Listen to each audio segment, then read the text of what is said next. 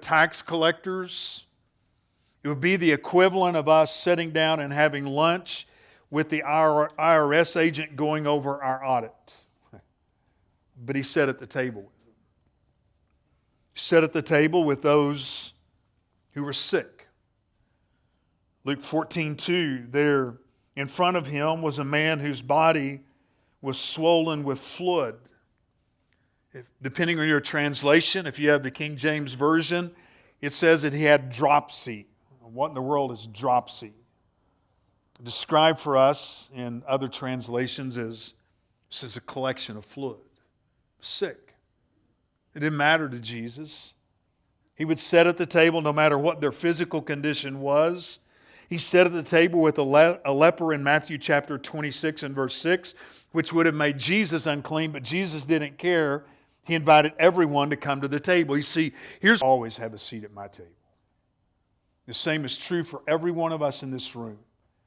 No matter where you've been, what you've done, where you are, what you've thought, Jesus said, hey, listen, you're welcome into my presence. I want you to have a seat at the table. It wasn't about relegation. He was about acceptance. The opposite of relegation, acceptance. Jesus said that I accept you as you are. In fact, the Scripture teaches us that He died for us while we were still sinners. We can experience His acceptance and His love in our lives. Let me ask you a couple of questions. You ever felt relegated? Like you didn't count, like you didn't matter, like you were less than others? You've been made probably to feel that way by other people, like, man, I don't count, I don't make a difference, I'm not significant. Well, let me ask you a second question. Have you ever relegated someone else? Maybe because something you said to them, the way you treated them, they felt less than. They didn't feel as important as you. They don't get to be a part of your group. You're excluded. You're left out. You've been relegated. Tragedy is that people often feel that even when they walk inside the doors of a church. You should never feel that way inside the doors of a church. The truth is, we've all felt it at times. We'll gather at 4 o'clock this afternoon at our Hispanic church, and there'll be a room full of people that I can promise you feel relegated. They feel excluded. They're not a part. In church, it's our responsibility to give them a seat at the table. To sit at tables with them and let them to know we love you, we care about you. We're here to serve you. We're here to minister to you. This relegation is so common. How do we deal with it?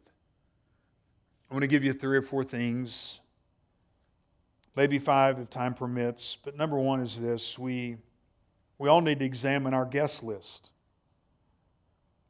The story in Luke chapter 14 records for us that these influential people have gathered in the home of a leading Pharisee, and Jesus begins to have this conversation with them, and He makes these statements in verse 12. When you give a lunch or a dinner, don't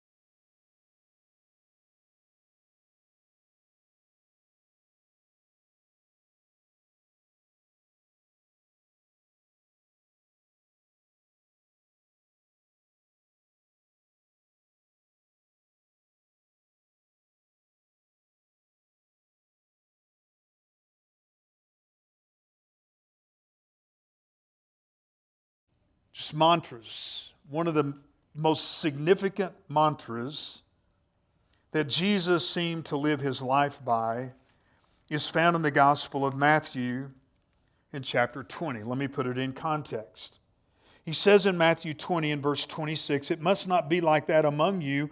On the contrary, whoever wants to become great among you must be your servant, and whoever wants to be first among you must be your slave. And here it is, just as the Son of Man did not come to be served, but to serve. That's how Jesus lived his life.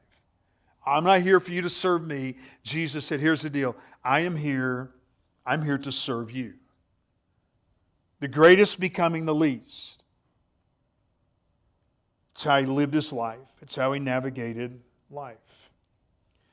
It influenced not just, I think, the life of the Apostle Paul by the way he lived his life, but it influenced in a great way the writing of the Apostle Paul.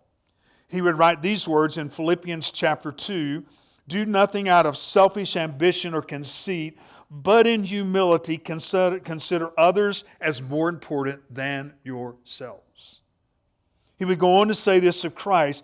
He emptied himself, assuming the form of a servant, taking on the likeness of humanity. We need to learn to serve those who don't have a seat at the table. Jesus didn't come to be served, but to serve. It's a mentality that says, you go first. Let me move down. I'll go and sit at the kids' table. In fact, I think Jesus would say, you know what? That's where I'd rather sit. Then I don't have to deal with all of the pretense, the politics. You could just experience the joy of fellowship.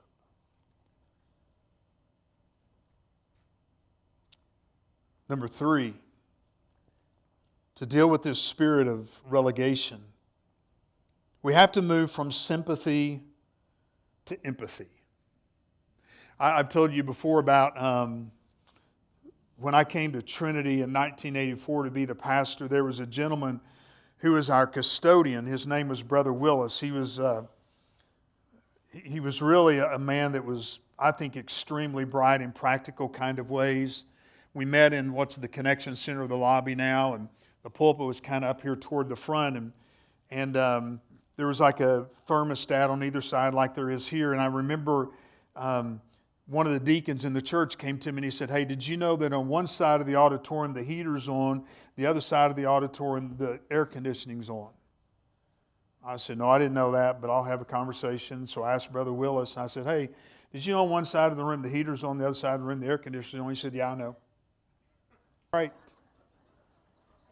Keys are critical to us. Keys are important to us. Keys grant to us authority. But here's what I want you to understand about keys. Empathy is the key that unlocks the door to kindness and compassion.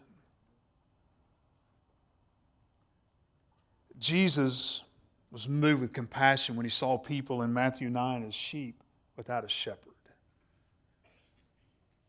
You're never going to experience true kindness and compassion as long as you are doing is feeling sympathy, of feeling sorry for someone. But when you shift to empathy, you put yourself in their position. What is it like? Have a seat at